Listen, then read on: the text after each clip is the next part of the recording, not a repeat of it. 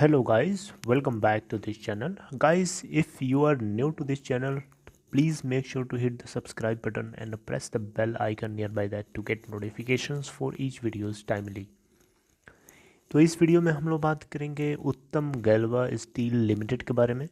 उत्तम गैल्वा steel limited के अंदर Q3 के रिजल्ट्स भी डिक्लेयर कर दिए गए हैं और इसके बोर्ड की मीटिंग थी 9 फेब को। तो क्या कुछ वहाँ से बताया गया, आइए देखते हैं। लेकिन सबसे पहले क्या इसके अंदर सिचुएशन चल रही है लास्ट के 5 डेज़ और 1 मंथ में, उसको हम लोग चार्ट से जानने की कोशिश करेंगे। तो लास्ट के 5 डेज़ का चार्ट आपके सामने लगाया। लास्ट के 5 डेज़ में अगर आप देखें तो बहुत ही ज़्यादा उथल पुथल हमें देखने को मिली है।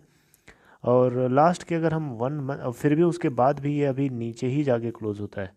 अगर हम लास्ट के 1 मंथ का ग्राफ देखेंगे तो 1 मंथ में आप देखें तो एक सिचुएशन लो बनाने के बाद लगा था कि इम्प्रूव होगी, लेकिन उसके बाद फिर से हमें एक डाउन बनता हुआ दिख रहा है।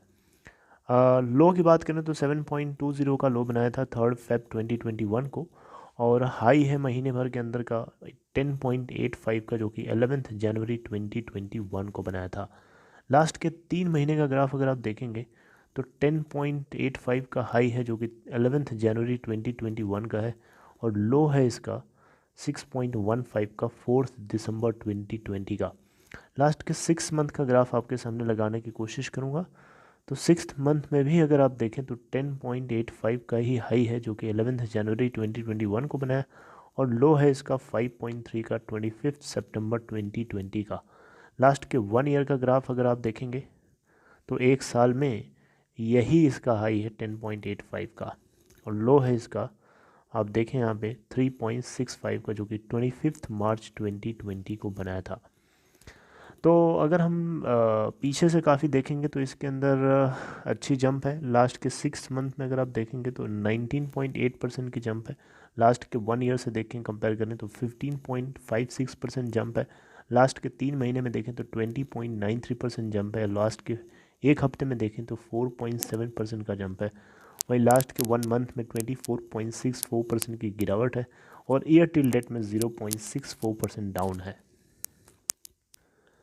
तो कंपनी के बोर्ड ऑफ डायरेक्टर्स की मीटिंग थी 9 फरवरी को, और यहाँ पे इसके अर्निंग्स को रिलीज़ किया गया। उत्तम गैल्वा स्टील लिमिटेड जो कि आपको पता है उत्तम ग्रुप की एक कंपनी है, इसकी जो नेट सेल्स निकल के आ रही है 184.56 करोड़ रुपए निकल के आ रही है, जो कि ईयर ऑन ईयर बेसिस पे देखेंगे तो 23.04% ऊपर है, जो कि अच्छी चीज़ है। इसी चीज़ की आप सब लोगों को एक्सपेक्टेशंस है। मैं उनकी बात कर रहा हूँ जो पहले से इसके अंदर फंसे हुए हैं, जो निकलने की कोशिश कर रहे हैं लेकिन निकल नहीं पा रहे हैं। उनके लिए खुशी की बात है कि इसके अंदर हमें इम्प्रूवमेंट होता हुआ दिख रहा है। मैं उनकी बात नहीं कर रहा हूँ जो बिल्कुल नए हैं, फ्रेश बाई करके बैठे हैं, क्योंकि उनको अभी इसके बारे में नहीं पता।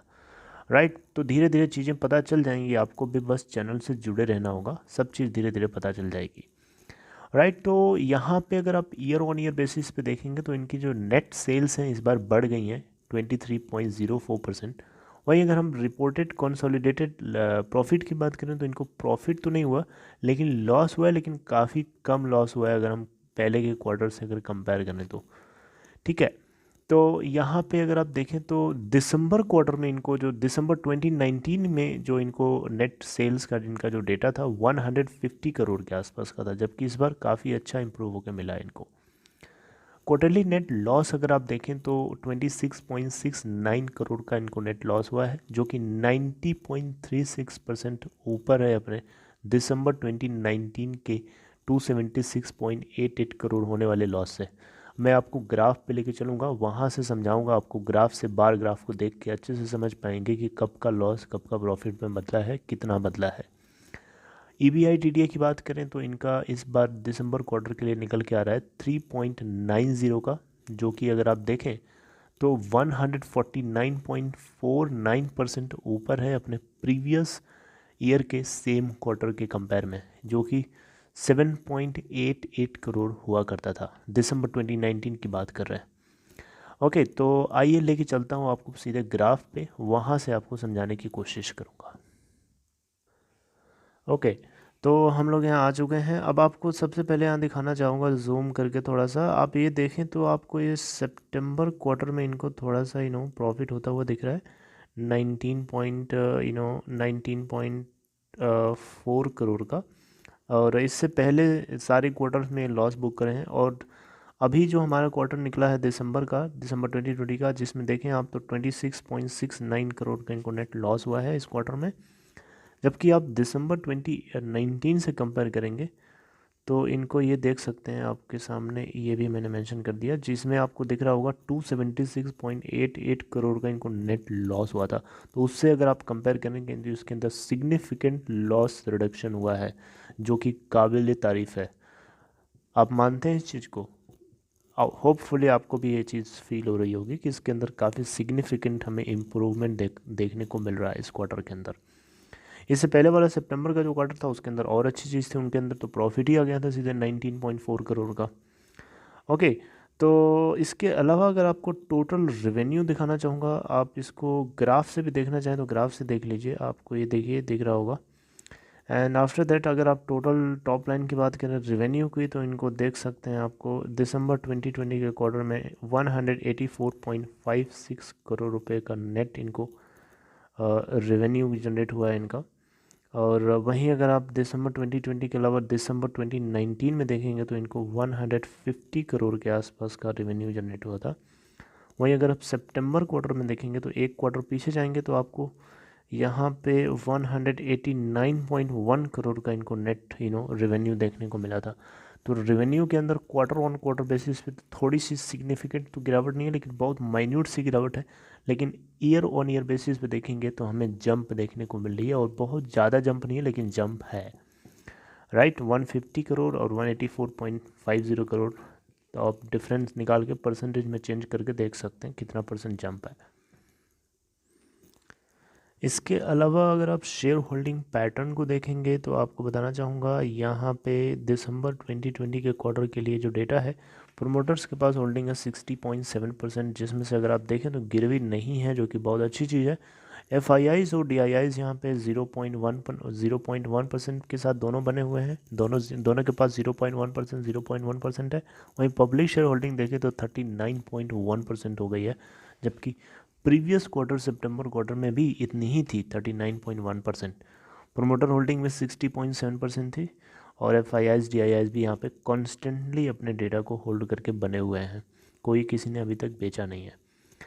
ओके, तो अगर आप देखें तो इसके अंदर हमें सिग्निफिकेंटली जंप देखने को मिली है लास्ट के कुछ मंथ्स में और कुछ क्वार्टर्स के अंदर, जो कि बहुत ही अच्छी चीज़ है।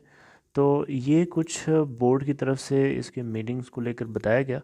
आई होप आपको इन्फॉर्मेशन पता चली और आपको थोड़ा सा कॉन्फिडेंस आया होगा कंपनी के इम्प्रूवमेंट को देख करके, इसके क्वार्टर ऑन क्वार्टर बेसिस पे और ईयर ऑन ईयर बेसिस पे। तो यहाँ पे आपको बताना चाहूँगा गाइस, ये जो मीटिंग हुई थी बोर्ड की, इसको चेयर किया गया था मिलिंद खासोडेकर ने, जो कि एक रेजोल्यूशन प्रोफेशनल के रूप में आए थे यहाँ पे।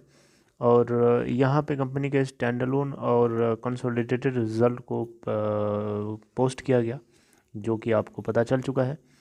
तो गाइस, इससे जुड़ी हुई और भी इस तरीके की कुछ अपडेट अगर आती है तो डेफिनेटली आपको अपडेट मिलेगी। उत्तम गैल्वा स्टील्स लिमिटेड के अलावा एक कंपनी और थी, उत्तम वैल्यू स्टील्स लिमिटेड, जिस कंपनी को स्टॉक एक्सचेंज से डिलिस्ट कर दिया गया, क्योंकि US बेस्ड एक इन्वेस्टर ने इसके अंदर, कार्बल इन्वेस्टर ने इसको बाई किया था, लेकिन अभी तक उससे जुड़े हुए शेयर होल्डर्स के लिए किसी भी तरीके की कोई न्यूज़ पता नहीं चली है गाइस। अगर आपको किसी तरीके से उन सारी चीज़ों के बारे में अगर जानकारी है, कहीं से कुछ लीक की है, इन्फॉर्मेशन है, तो आप मुझे वो चीज़ जो है कमेंट बॉक्स में ज़रूर शेयर करिएगा, बताइएगा। उसके ऊपर और रिसर्च की जाएगी और फिर आप सब लोगों को उसके बारे में अपडेट किया जाएगा।